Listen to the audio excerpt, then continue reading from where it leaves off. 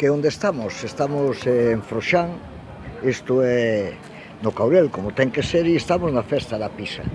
Entón, trátase de que dentro un rato vamos ver como se fai o proceso, pero agora eu quixera enseñarvos como funciona e como é un sequeiro de castañas.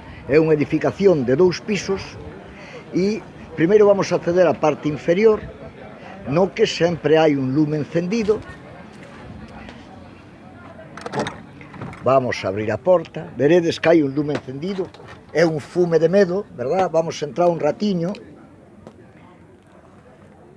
sentámonos aquí ao carón do lume,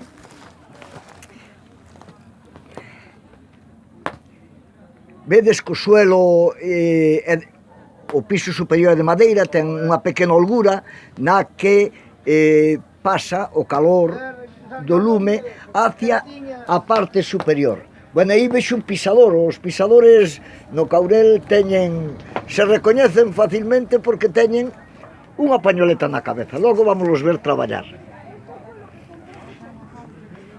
Entonces estamos de acordo, aquí na parte inferior hai lume, o piso de madeira ten unha pequena holgura e na parte de arriba se usaba... Ai, con permiso. A ver, vamos a ver. Pasamos, entón vamos á parte superior. Bueno, vamos ver antes un pouquiño xa o ambiente que hai na festa. Cando chegamos casi estábamos nós solos, e isto está se enchendo dunha maneira importante. Bueno, por suposto que non estamos entrando aquí aos sacos, senón que pedimos antes permiso á organización, que moi amable, nos dixo que podíamos ir e entrar no sequeiro. Entón vemos na parte de arriba da edificación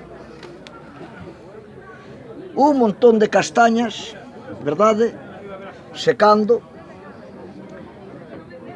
Nesa parte de aí, por se vedes, hai uns cordeles e tamén se aproveitaba para o que é colgar a matanza, a fumala e secala.